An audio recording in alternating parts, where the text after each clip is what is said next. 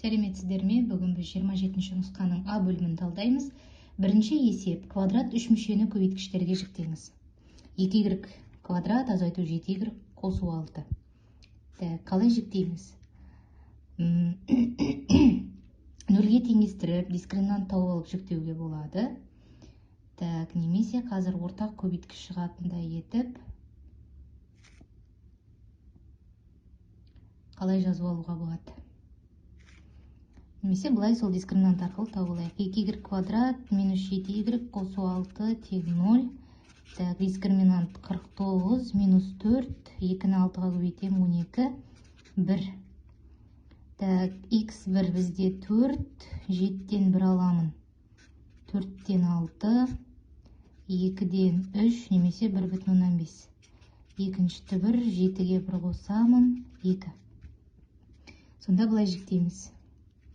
X азайту 2-ден 3, X азайту 2 тең болады.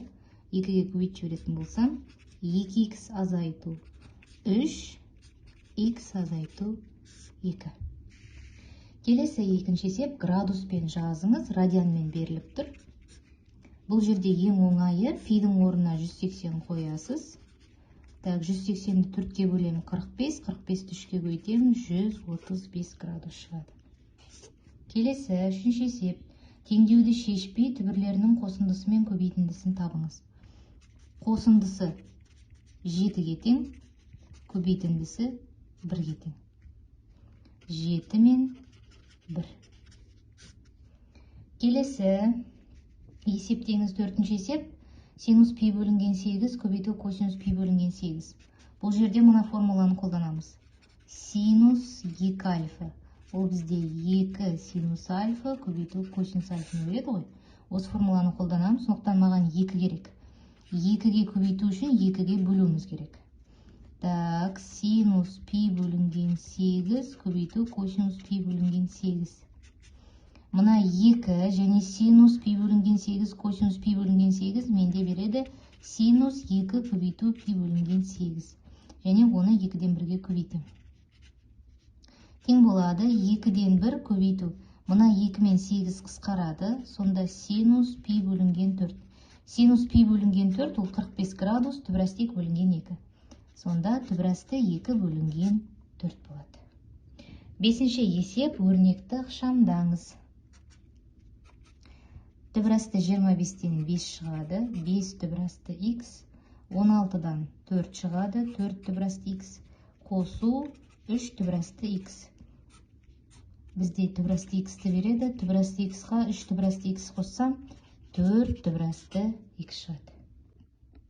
Алтыншы есеп: теңсіздіктер жүйесін шешуіміз керек. Жүйесін. Әрқайсысын жеке-жеке шығарып аламыз. Бірінші: x квадрат минус 5x қосу 6 кем немесе тең 0-ге. 0-дерін тауып аламыз, 0-ге теңестіреміз. Ветпен шығарамын, қосқанда 5, көбейткенде 6-ға тең қандай сандар? Көбейткенде 6 шығатын, 2 мен 3-ті қосатын болсақ 5 шығады. Келесі екіншісі бізде сызықтық теңсіздік. 2x кем 5-тен, x кем 2-ден 5, немесе x кем 2,5. Сан түзуін саламыз. 2 сан түзуін саламын анық көріну үшін. 3 пен 2-ні белгілеймін. Бірінші менде қатаң емес теңсіздік, екеуінде бояймын. Екінші қатаң емес теңсіздік 2,5. 2,5-тен кіші сандар оның сол жағында жатады. Аралыққа бөлемін.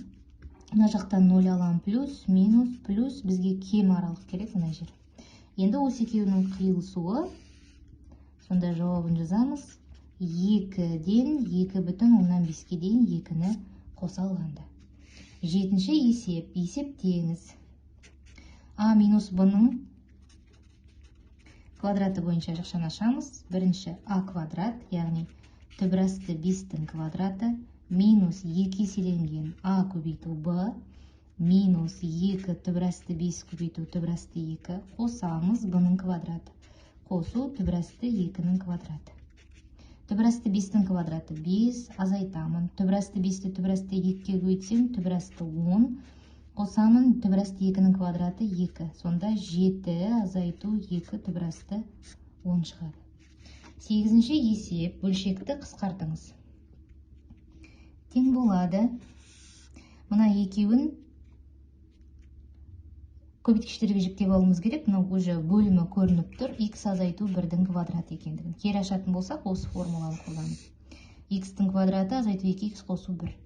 Енді 2x квадрат қосу x минус 3 қалай жасауға болады?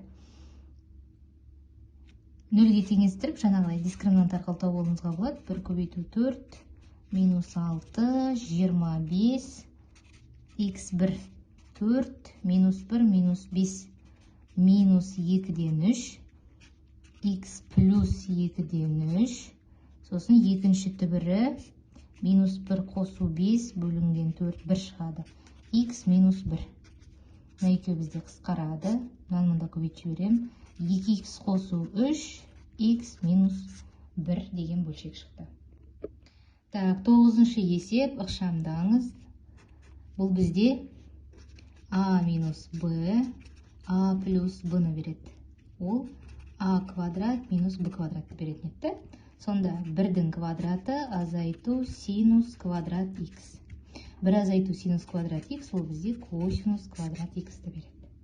Келесі 10-шы есеп, ықшамдаңыз. Косинус x-ті жазып қоям. Азайту синус x көбейту. Катангенс ол бізде косинус x-тің синус x-қа қатынасы. Синус пен синус қысқарып кетеді. Косинус x азайту косинус x ол бізде 0-ді береді.